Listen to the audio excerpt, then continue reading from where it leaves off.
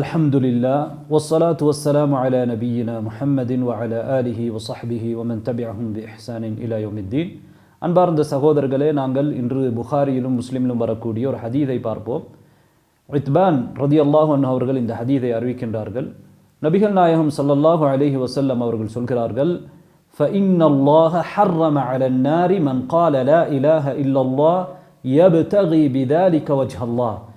எவரொருவர் அல்லாஹுடைய முகத்தை நாடியவராக லா இலாஹ இல்லல்லாஹ் என்று சொல்கிறாரோ அவரை நரகத்திற்கு அல்லாஹ் ஹராமாக்கி விட்டான்.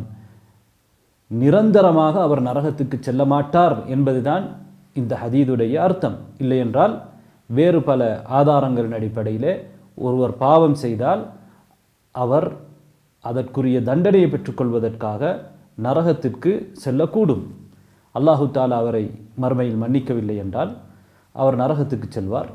அங்கே அவர் செய்த பாவத்துக்குரிய தண்டனைகளை பெற்றுவிட்டு அவர் இந்த வார்த்தையை சொன்ன ஒரு முஸ்லீமாக இருந்தால், ஏகத்துவவாதியாக இருந்தால், அல்லாஹுக்கு இணை வைக்காத ஒருவராக இருந்தால் அவர் சொர்க்கத்துக்கு போவார். நிரந்தர நரகத்தை அல்லாஹு தாலா ஏகத்துவத்தை மொழிந்த ஒருவருக்கு, ஏகத்துவத்தை ஈமான் கொண்ட ஒருவருக்கு தடை செய்திருக்கின்றான். இந்த ஹதீஸில் இருந்து நாம் ஒரு விடயத்தை தெளிவாக விளங்குகின்றோம். அதாவது வெறுமனே ஒருவர் லா இலாஹ இல்லல்லாஹ் என்று மாத்திரம் சொன்னால் போதாது. நபி அவர்கள் என்ன சொல்கிறார்கள் என்றால், அந்த வார்த்தையை அவர் சொல்கிற பொழுது அவரிடத்திலே இஹ்லாஸ் இருக்க வேண்டும். அல்லாஹுடைய முகத்தை நாடியவராக அவர் அதனை சொல்ல வேண்டும் என்பதை நபி அவர்கள் இந்த ஹதீஸிலே தெளிவுபடுத்துகின்றார்கள். எனவே லா இலாஹ இல்லல்லாஹ் என்ற வார்த்தைக்கு வெறும் வார்த்தையாக மாத்திரம் நாம் சொல்லி சுவனம் போக முடியாது. அதற்கு நிபந்தனைகள் இருக்கின்றன. அப்படிப்பட்ட ஒரு நிபந்தனையையும் இந்த ஹதீஸ் எங்களுக்கு சொல்கிறது. அவர் அதனை அல்லாஹுக்காக சொல்லி இருக்க வேண்டும். அதனால்தான் சலஃபு சாலிஹீன்களிலே ஒருவர் சொல்கிறார், லா இலாஹ இல்லல்லாஹ் என்பது சுவனத்துடைய திறவுகோல்.